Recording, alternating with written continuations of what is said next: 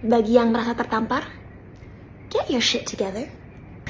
Alright, buckle up. Ini para pemimpin negara pada halu atau gimana ya? Sorry.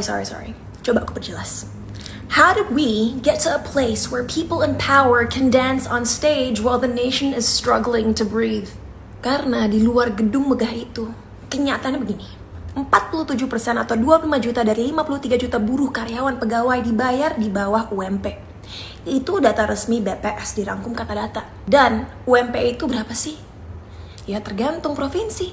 Kisarannya 2-5 juta per bulan. Rata-rata nasional sekitar 3,1 juta. Kalian beli matcha latte setiap hari dalam sebulan, udah setengah dari UMP nasional rata-rata. Itu gaji untuk 1 bulan hidup, yang seringkali bukan hanya untuk 1 orang ya, tapi untuk 1 keluarga. Bayar kontrakan, listrik, beras, sekolah, dan ongkos kerja. Satu sakit, semua goyang. Sekarang bandingin dengan mereka yang memegang palu kebijakan. Pernyataan publik yang udah beredar bertahun-tahun, gaji pokok anggota DPR itu sekitar 16 juta, plus tunjangan plus minus 59 juta. Itu yang diakuin depan kamera.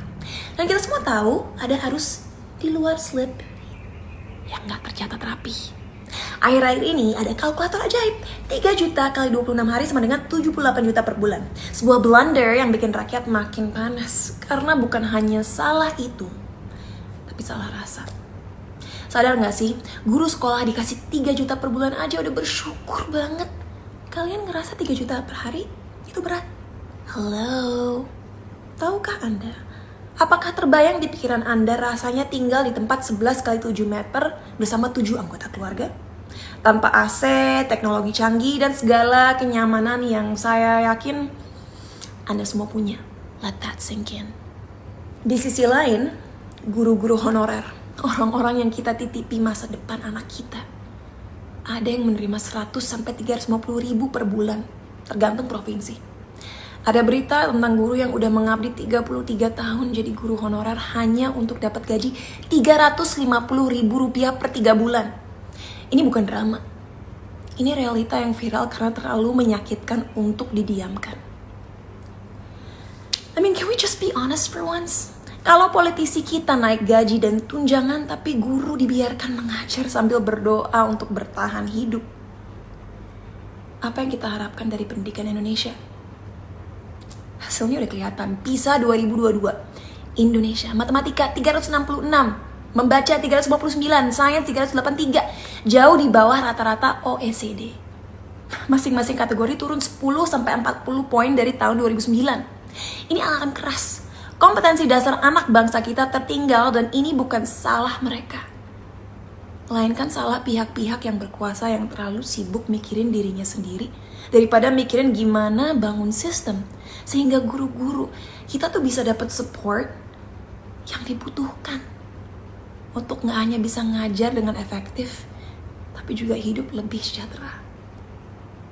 Dan tetap aja di layar kaca dan media sosial kita ngelihat gestur pamer status, tertawa, berjoget, membela tunjangan, seolah-olah penderitaan rakyat itu sekedar noise. Kita ngaku menjunjung tinggi Pancasila dan gotong royong, tapi kok bisa sedesensitized ini pada kemiskinan dan kepedihan? Sejak kapan jabatan jadi jalan pintas untuk flexing, bukan pelayanan? Here's a question for you. Kenapa status lebih penting daripada nurani? Kalau politik itu pelayanan, kenapa yang dipamerkan justru gaya hidup? Untuk apa jadi politisi? Untuk flexing kekayaan atau memperbaiki penghidupan rakyat yang gajinya kalah jauh dari standar layak? Sampai kapan kita pura-pura nggak tahu? Rakyat bukan marah karena iri. Rakyat marah karena logika keadilan diinjak-injak. Kepada yang berkuasa, own up to your mistakes. Akui ketidaktahuan, keserakahan, kesalahan, kalkulasi, dan kesalahan hati. Stop gaslighting us. Jangan adu domba rakyat untuk menutupi kesalahan. Get your responsibilities in order. Get your shit together.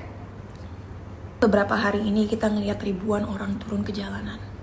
Bukan hanya ngebawa spanduk, tapi juga Ngebawa amarah yang udah terlalu lama dipendam.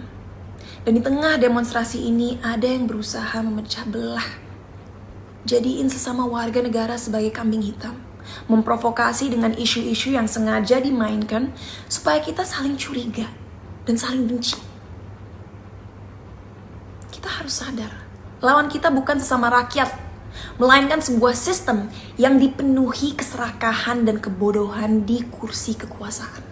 Karena gak ada satupun nyawa, seperti almarhum Afan Kurniawan, yang pantas melayang hanya demi nutup aib DPR. Gak ada anak bangsa yang pantas mati karena kesalahan itu, kesalahan rasa, dan kesalahan hati para wakil rakyat. Kita harus berdiri tegak, bukan saling tuding, dan memastikan suara kita sampai ke telinga mereka yang berkuasa. Yuhu, excuse me, Misi. Kepada anggota Dewan Perwakilan Rakyat, jajaran pemerintah, Bapak Presiden Republik Indonesia yang terhormat, please show us that you're listening. Dengarkanlah kita. Karena darah rakyat bukanlah harga yang pantas dibayar untuk kebodohan yang berkuasa. Kalau masih ada yang bilang, kan udah sesuai aturan, aku mau jawab. Aturan tanpa rasa adalah kebijakan yang kehilangan jiwa. Indonesia is not okay. Dan tugas kalian yang dipilih dan digaji bukan menari di atas luka, tapi menjahit luka itu. Rakyat gak butuh pejabat yang jago berhitung tunjangan. Rakyat butuh pemimpin yang jago menghitung nurani. Pray for Indonesia.